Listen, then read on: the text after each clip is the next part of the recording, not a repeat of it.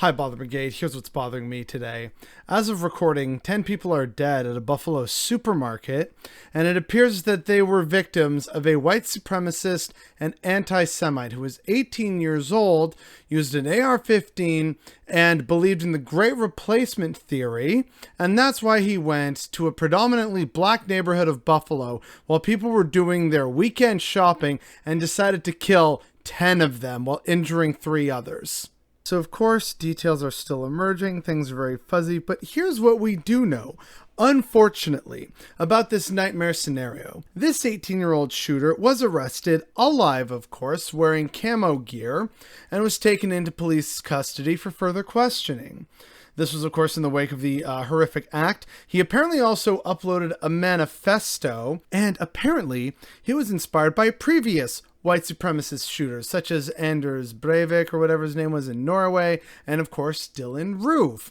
And he also cited the Christchurch shooter as one of the inspirations, which brings us to the next horrifying part of this story.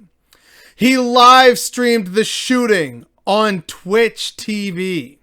But, you know, you can't say cracker on Twitch TV. That's a hate crime apparently now. But live streaming a murder spree apparently doesn't get you insta-banned. Interesting. The other thing that happened with this story, again, with the limited details and information we have right now, is part of his manifesto where he's talking about the Great Replacement theory. That, you know, white people, they're not having enough babies and all these evil brown people coming in and changing the demographic.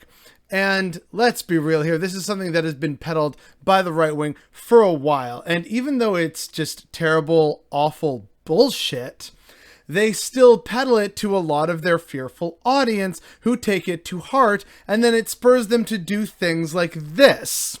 And in case you think that I'm actually lying about this, and in case a Fox News lawyer is thinking, oh, that's defamation, here's Tucker Carlson basically proving me right.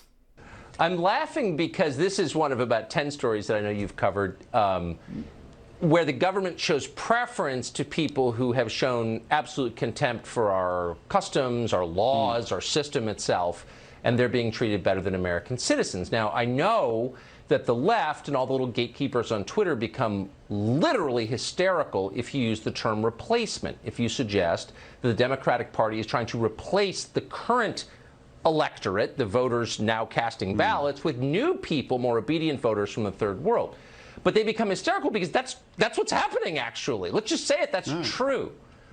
If this was happening in your house, if you were in 6th grade, for example, and without telling you, your parents adopted a bunch of new siblings and gave them brand new bikes and let them stay up later and help them with their homework and gave them twice the allowance that they gave you, you would say to your siblings, you know, I think we're being replaced by kids that our parents love more.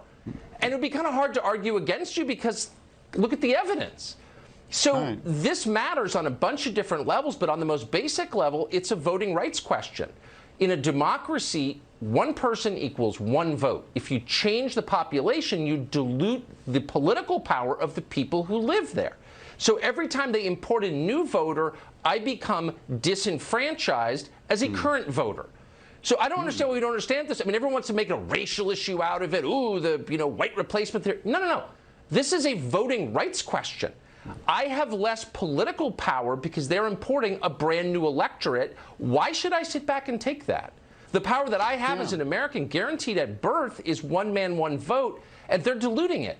No, they're not allowed to do that. Why are we putting up with this? Now, that is not the only time Tucker Carlson has said and done that. There's also the notion that the anti-immigrant hatred is also basically stewed on a daily basis by Fox News. Here is just a casual selection of various different Fox News pundits trying to blame the formula crisis and the lack of formula on migrants getting in at the border and how, you know, they're taking your hard-earned formula, blah, blah, blah, blah, blah. Let's take this very real issue and somehow turn it into a wedge issue about why immigrants are bad, and maybe not the fact that it's an entire corporate conglomerate. It's basically a duopoly over formula, and that's why this issue is happening. Not because, you know, migrants are taking your baby formula, but because of fucking capitalism. So let me be incredibly careful about how I say this. Fox News and many other right-wing media pundits and right-wing politicians have blood on their hands, especially right here, right now, because they promote these lies and this vitriol and the division. They are the ones who put this fear and doubt into people's minds and spur them towards these terrible acts while not actually addressing the core issues. And it results in domestic terrorist events like this, live streamed on Twitch, all while it's based in utter contemptible lies and mistruths and falsehoods. Fox News, Tucker Carlson, and many other right-wing pundits, whether on YouTube, Twitch, whatever, wherever, that entire collective, gross, ugly cabal of ghouls is responsible for events like this.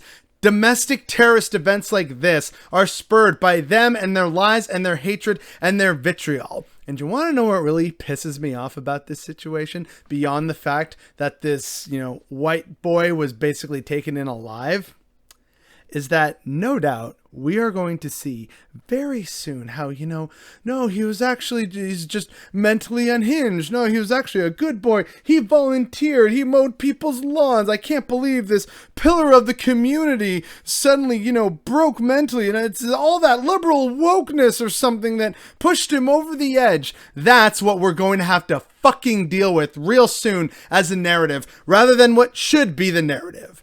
This was an instance of domestic terrorism committed by a dude pushed to it by right-wing media forces who all have blood on their hands because of all their terrible lies and vitriol that they spread. But unfortunately, we live in the bad timeline, and that's not going to actually be the narrative. And we're going to see once again the whole, oh no, poor white kid, when it's so tired and so untrue. And that is what's bothering me today.